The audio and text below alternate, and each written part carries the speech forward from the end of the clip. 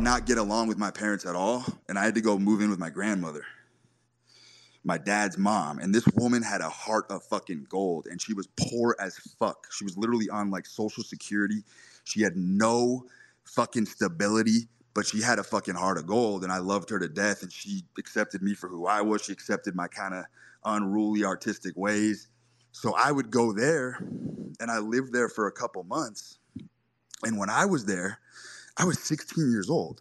I should have been in school, but I was kicking it with her. I was fucking around on the computer. I was learning hacking. I was learning all sorts of crazy shit. And what happened is she had this gnarly fucking open wound on her foot. I'm talking the most horrifying thing I've ever seen in my life. And I didn't understand what it was at the time, but she had this very thick bandage over it. Very thick bandage. And this nurse from, I believe, a Medicaid program would come over daily and suture and dress the wound. And I had never really seen what the wound looked like. I was just there fucking around. And this was the coziest house you've ever seen in your life. It was tiny, but the way she did it, the decorum, even the bed, it was like, no joke, probably a $50 shitty mattress. But the way she folded the blankets, the fucking feng shui, just the orientation of the room and the way she did it made it extraordinarily fucking comfortable. It felt like, literally for the first time in my life, I actually felt like I had a home. So I'm in there. I'm seeing this wound get dressed every day. And I had never actually seen the wound because it was always bandaged. And then one day, my grandma was fucking around with it, and she was unfurling the bandage. And I fucking caught a glimpse of it. And I'm not joking. It was first of all, it was MRSA, which is a staph infection. It was the most insane skin, flesh-eating disease I've ever seen in my life. It looked like she had fucking black plague. Literally black plague. Like, I could see down to the bone in her foot. And when she would move, when she would dorsiflex her ankle, you could literally see the tissue contracting around the bone. Like, I could see all the mechanics and machinations of the human body, like flexing and contorting. Extremely fucking bizarre. But I knew something was deathly wrong, no pun intended. And I knew that she wasn't getting the proper treatment. I just had a hunch. So I asked her, I was like, Grandma, what is this nurse doing for your foot? Like, what the fuck is she doing every day when she comes over here? And she was like, she's giving me this shit called Bactrim. Now, if you know anything about Bactrim, it's one of the most mild antibiotics on fucking earth. It's literally like treating a gunshot wound with a bottle of Evian water. Makes zero fucking sense. But at the time, I didn't know it. And at the time, too, when I was 16, all we had was 56K modem. Like, literally America Online you had to connect to, and the internet was fucking slow. You had to go in the deep web to go on forums and get any kind of answers. It was a completely fucking different time if you wanted to browse for esoteric hacks and shit. So I pop on the computer, and I'm doing a bunch of research on Bactrim, and I'm like, what the fuck is this medication? Find out it's a mild antibiotic.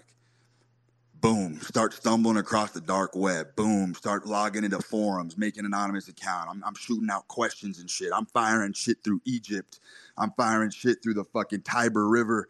I'm literally just launching messages into the abyss, trying to get a quick answer. Because I know, I just have an intuition that something is seriously wrong. Sure enough, I get a response. Some grassroots home-style doctor is like, he's like, look, Bactrim is a fucking joke for MRSA. He's like, she needs to get on vancomycin, which is a very, very potent antibiotic. And he was like, she needs to get on it now. Because I didn't even show a picture, but I was extremely descriptive with my language. So I go up to my grandma and I'm like, hey, Grandma, you're getting in the truck. I had this badass truck at the time. And I was like, Grandma, you're going in the fucking truck. And she was like, what are you talking about? She's like, no, I'm not. And I was like, yes, you are. I was like, you're going in the truck. We're going to the hospital right now. I was like, there's something seriously wrong with your foot. It's malpractice. You're not getting the right treatment. She fought me on it. I lifted her up. I'll never forget it. I literally picked her up. Her arms were flailing. She was wailing in the sky, lamenting, telling me she's not going. Threw her over my shoulder, got her to calm down. threw her in the truck, blazed down to the hospital, take her in. Nurses take one look at her foot and their jaw was agape. I have never seen a facial expression like this on a stranger in my entire life. I'm talking full palm stretched out, hand over their mouth, like, how the fuck is this woman not dead? Doctor comes out. Bang. Emergency surgery, need to put her in now. She would probably have to amputate her foot, is what they tell me. So she goes in. Boom. Got to amputate her foot. Doctor comes out, literally applauding me, tapping me on the fucking shoulder. He's like, if you had not taken her here within about 48 hours, she was donezo. She was not coming back. She was going to give up the ghost. You would have seen her in Elysium. Literally, it was that down to the wire. It was that down to the wire. And anyway, the bottom line is they ended up saving her life. She came home, and I ended up staying at her crib for like another 4 months taking care of her. But what the whole point of the story is, I was 16 fucking years old, and I'm saving my grandmother's life with some fucking Robinson Crusoe MacGyver tricks. You know what I mean? Just thinking outside the box, being fucking resourceful, being industrious. You see where I'm going with this. Life trajectory can easily be predicted at a very early age.